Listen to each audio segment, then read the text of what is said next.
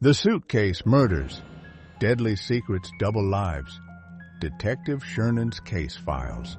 Summary. Hey everyone, before we dive in, don't forget to like and subscribe for more true crime investigations. Disclaimer. This is a true story. All names have been changed to protect the identities and privacy of individuals and families connected to these cases. Please do not attempt to imitate the events described in this story. I'm Detective Shernan, and today I'm taking you through two shocking cases where love affairs and financial desperation escalated to murder.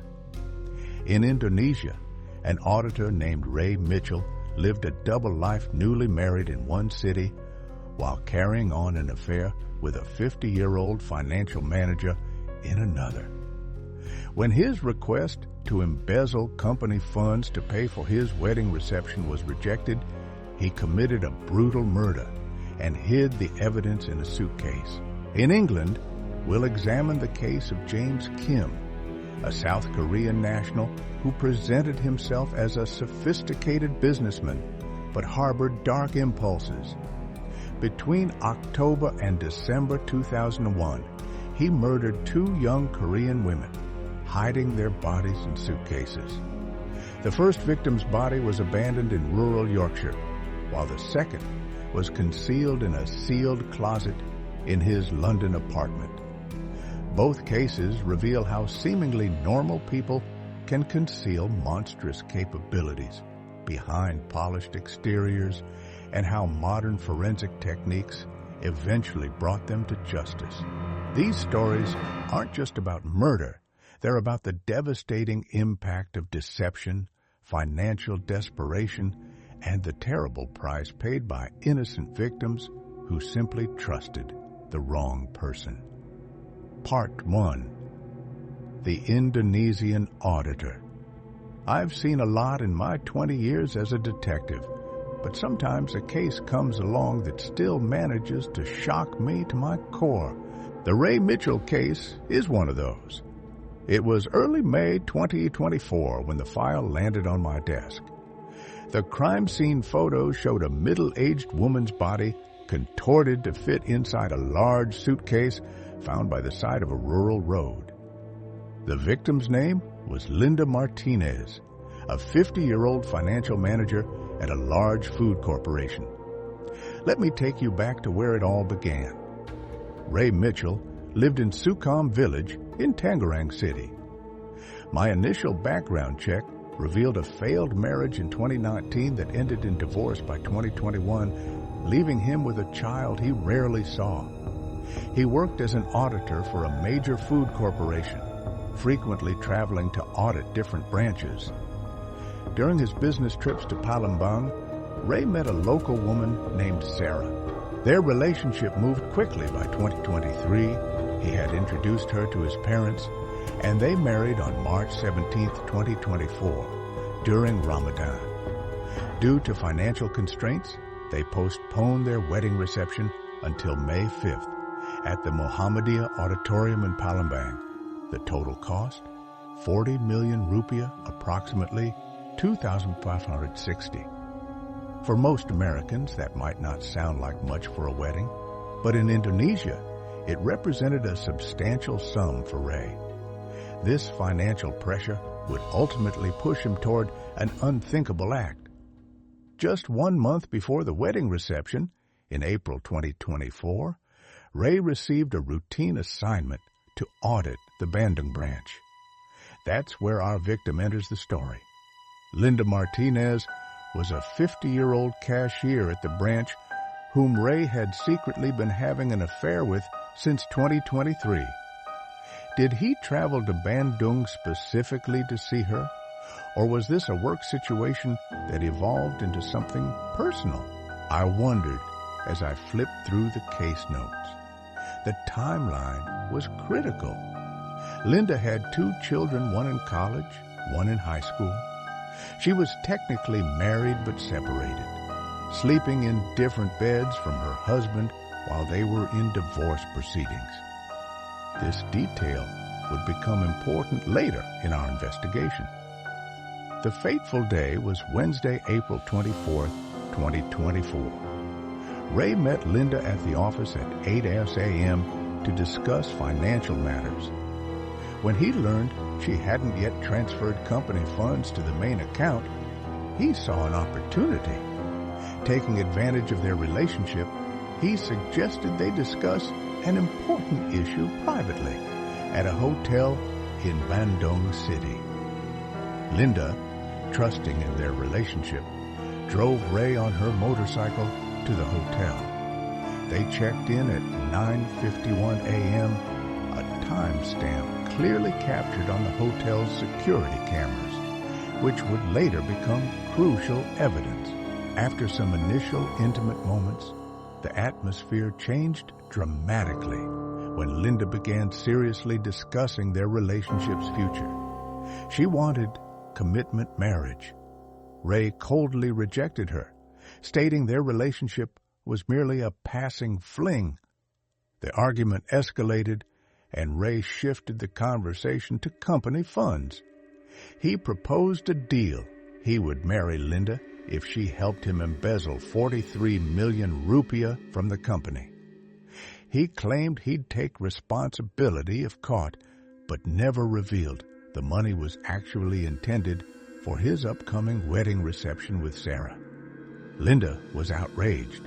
As a financial professional with integrity, she flatly refused and called Ray a disgraceful auditor. This criticism triggered Ray's uncontrollable rage. In a frenzy, he grabbed Linda and repeatedly slammed her head against the wall until she collapsed. He then strangled her and covered her mouth until she stopped breathing. After the murder, Ray searched Linda's purse and took the 43 million rupiah of company money. Then his self-preservation instinct kicked in. At 2 p.m., hotel security footage shows Ray leaving the room and going to a nearby store, where he purchased a 24-inch suitcase for about $64. This wasn't premeditated. He hadn't brought tools for murder or disposal. The suitcase proved too small, so at 3:30 p.m., he left again to buy a larger one.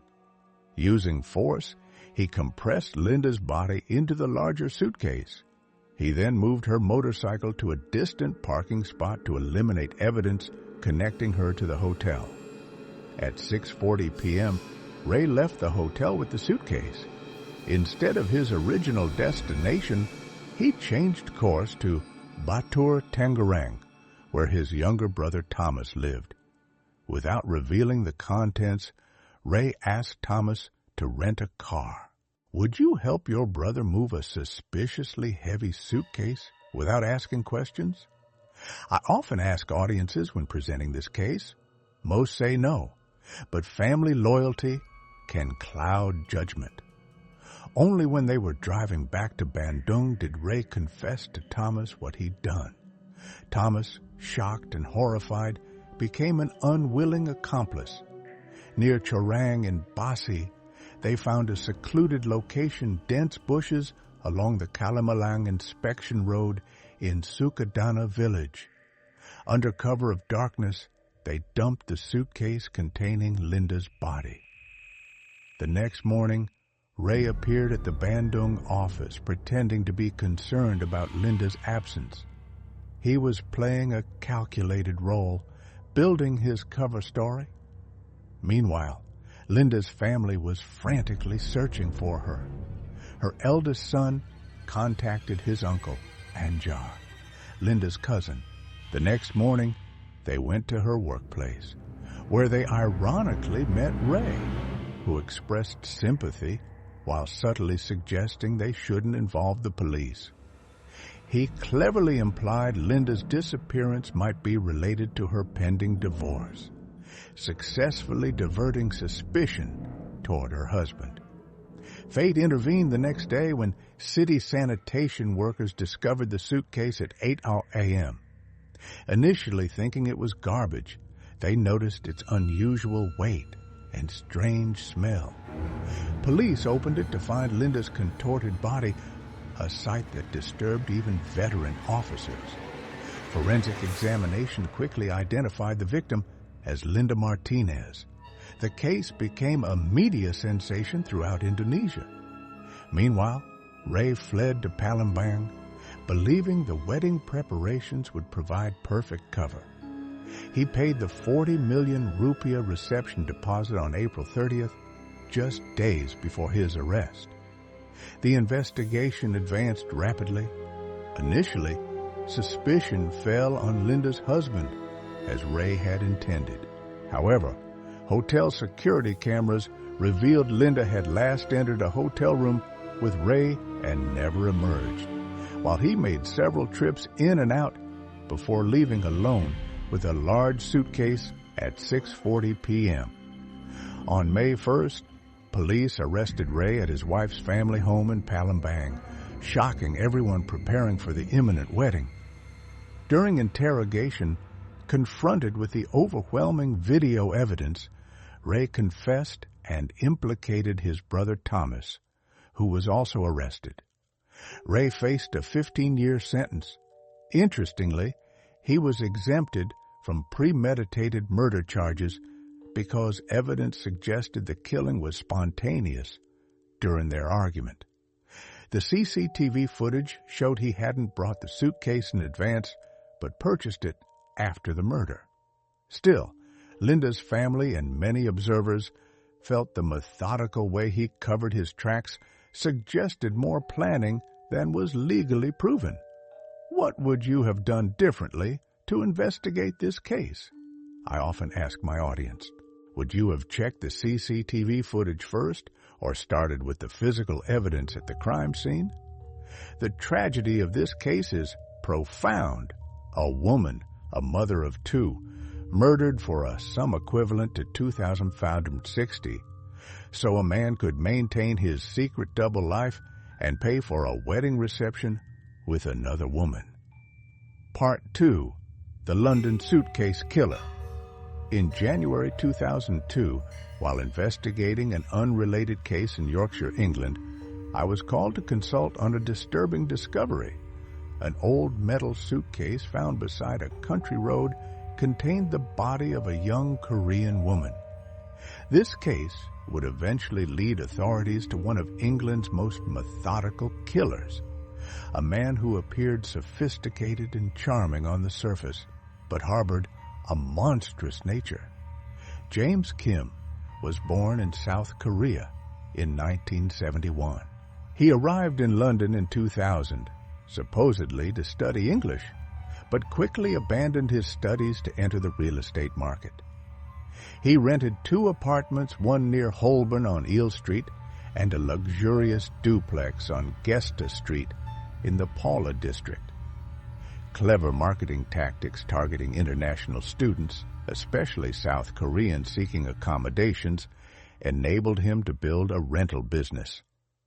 During this time, he lived with his Japanese girlfriend, Nina Ishimura, a hairstylist nearly 10 years his junior. James presented himself as a wealthy, sophisticated businessman, always immaculately dressed, with an engaging smile and charming demeanor. But this was merely a facade. Behind this carefully constructed image was a man drowning in debt, with frozen credit, unpaid loans, and substance abuse issues that were destroying both his and Nina's lives. By October 2001, their relationship had deteriorated to the breaking point, and Nina decided to move out. It was during this personal crisis that James encountered his first victim, Emily Young. Emily's was just 21, from a rural area in South Korea. She was studying French literature and had been at the University of Lyon in France. After completing her course, she decided to explore Europe for a few more days before returning home. She found James's apartment through an online advertisement and rented a room for just 3 days, from October 24th to October 27th, 2001. The shortest interactions can sometimes have the most devastating consequences, I often tell my trainees. Emily's brief stay would cost her everything. On the night of October 26th, with only Emily and James in the apartment, he attacked her. Investigators determined he covered her mouth and nose with tape, causing her to slowly suffocate.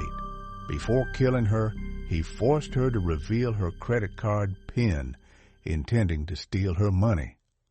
After murdering Emily, James stuffed her body into a metal suitcase and hid it in the master bedroom closet for 5 days. When other tenants returned and asked about Emily, James claimed she had decided to return to France early and that he had taken her to the train station. The day after the murder, James attempted to withdraw money from Emily's family emergency account at Koopman Bank, but entered the incorrect PIN. A few days later, he succeeded in withdrawing approximately $2,785. He also convinced another young Korean woman to travel to Paris to withdraw money from Emily's French bank account, fabricating a story that the card belonged to Nina. On October 31st, James placed Emily's body in the suitcase, transferred it to a rented car, and drove nearly 4 hours to a remote area in Askham Village, North Yorkshire. He dumped the suitcase on a deserted road and returned to London, continuing his life as if nothing had happened. On November 17, 2001, a young Korean woman named Olivia Song moved into James's apartment. She initially lived with a close friend named Moon, but Moon returned to South Korea on November 29th, leaving Olivia alone with James. Olivia was described as cheerful and sociable, a warm ray of sunshine, according to friends. Some sources suggest she was studying hotel management, while others indicate she was improving her English. Over time, their relationship grew closer, though evidence suggests they remained just friends. On December 3rd, James asked all tenants, including his ex-girlfriend Nina, to vacate the Eel Street apartment. He then moved to live with Olivia at the duplex on Gesta Street. On December 7th, 2001, James and Olivia were seen dining at a Korean restaurant. It was the last time anyone would see Olivia alive. That night, James murdered her, using the same method he had used on Emily, binding her hands and feet, stuffing a sock in her mouth, and covering her face with tape until she suffocated. After killing Olivia, James hid her body in a closet near the apartment entrance, carefully sealing it to conceal the crime. He then used her ATM card to withdraw approximately $336 from her NatWest account, which he used to book a flight to Toronto, Canada, on December 13th. He also took an additional $1,680 from her Korean bank account. Upon arriving in Toronto, James quickly established himself, renting an apartment and continuing his rental business model. He planned to stay for a year or two, believing he had successfully escaped without leaving evidence of the two murders. Meanwhile, when Emily didn't return to France as planned, her friends contacted her family in South Korea. Her brother posted information on a missing persons website, which was noticed by a South Korean police officer studying in London. This discovery caught the officer's attention because just days earlier, on November 18, 2001, a suitcase containing a young Asian woman's body had been discovered in Yorkshire. The suitcase had actually been spotted by locals for about 2 weeks before someone reported it. When police opened the suitcase, they found the body of a young woman, approximately 4'11" tall, with her limbs and head tightly bound with tape. A key piece of evidence was the distinctive tape used, not ordinary tape, but decorative tape, featuring the faces of the artists Gilbert and George, sold in limited quantities, 850 rolls at select branches of the Tate Modern. Forensic analysis showed no signs of resistance, puzzling investigators. Two theories emerged. Either the victim was sedated, or she was threatened or forced to comply. Hair sample analysis confirmed the victim was Asian, but fingerprints and dental records provided insufficient identification information. On January 2, 2002, after seeing the missing person notice, the South Korean police officer contacted Yorkshire Police. Working with the South Korean embassy to access fingerprint records, authorities identified the victim as Emily Young. By January 7th, when Emily's identity was confirmed, police noticed a potential connection with Olivia's disappearance, which had been reported on December 18th. Investigators determined Emily was last seen at the Eel Street apartment, where they found tape identical to that used on her body, along with her DNA on walls, sofa, and carpet. For Olivia's case, initial investigation revealed she had lived at the Gesta Street duplex. The crucial connection: both apartments were managed by James Kim, who had fled to Canada. Phone records showed James had been in the Yorkshire area where Emily's body was found, and DNA evidence in his rental car further linked him to her murder. On January 17, 2002, London Metropolitan Police and Yorkshire Police held a joint press conference seeking information about the victims. Shortly afterward, James returned to London and was arrested at a cafe. On March 14, 2002, during bathroom renovations at the Gesta Street apartment, a construction worker noticed flies emerging from a partition. Police discovered a built-in closet containing Olivia's body wrapped in a blanket. Notably, police had previously searched this apartment on January 9th, but overlooked this hidden closet. Further investigation revealed the same decorative tape was used on both victims. Olivia's face had been wrapped so tightly that her eyes bulged out, indicating extreme brutality. Neither victim showed signs of sexual assault.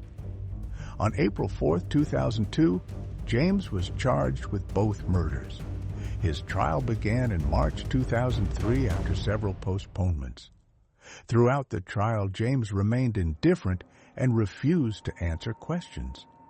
By the second day, under pressure of evidence, he suddenly claimed his actions against Olivia were just a game that unfortunately led to serious consequences, a defense the court rejected. James never revealed his true motive. Prosecutors suggested financial difficulties and emotional issues as possible motives, or more disturbingly, that James might have found pleasure in slowly taking his victims' lives. Key testimony came from Nina, his ex-girlfriend, who confirmed the distinctive tape belonged to her, purchased at a London gallery. Another witness revealed James had considered buying a suitcase similar to the one used for Emily's body. On March 25, 2003, James Kim was found guilty of both murders and sentenced to 2 life terms. The judge described his actions as cruel and inhuman, emphasizing he had not only taken 2 innocent lives, but betrayed the trust of everyone around him. What puzzles me most about this case, I often tell my criminal psychology students, is how someone can maintain such normalcy after committing such horrific acts. James returned to his apartment, continued renting rooms, and calmly fabricated stories about his victims having left voluntarily. Conclusion: patterns and warnings. These 2 cases, separated by geography and culture, share disturbing similarities that I've observed throughout my career investigating violent crimes. Both perpetrators maintained carefully constructed public personas that masked their true nature. Both used suitcases to conceal their victims. And both believed they could simply continue their lives after taking someone else's. The Ray Mitchell case shows how financial pressure and the desire to maintain a double life can drive someone to commit unthinkable acts. The James Kim case reveals how a predator can exploit trust, particularly among vulnerable individuals in foreign countries. These cases also demonstrate the advances in forensic science and investigation techniques. Security camera footage proved crucial in the Indonesian case, while DNA evidence and international cooperation were key to solving the London murders. What can we learn from these tragedies? First, trust your instincts. If someone's behavior seems inconsistent or their story doesn't add up, maintain healthy skepticism. Second, be cautious about sharing financial information or putting yourself in vulnerable situations, even with people who seem trustworthy. And third, be aware that appearances can be deceiving. Those who present the most polished exteriors sometimes hide the darkest secrets.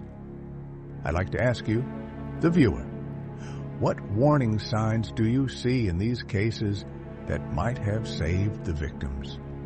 What would you have done differently if you were investigating? Leave your thoughts in the comments below. Remember to like this video if you found it informative, subscribe for more true crime analyses, and share this with someone who might benefit from these cautionary tales. Your vigilance could save a life. And finally, a reminder that the real tragedy of these cases lies not in the sensational details, but in the lives cut short and the families left to grapple with unimaginable loss. Until next time, this is Detective Shernan, signing off.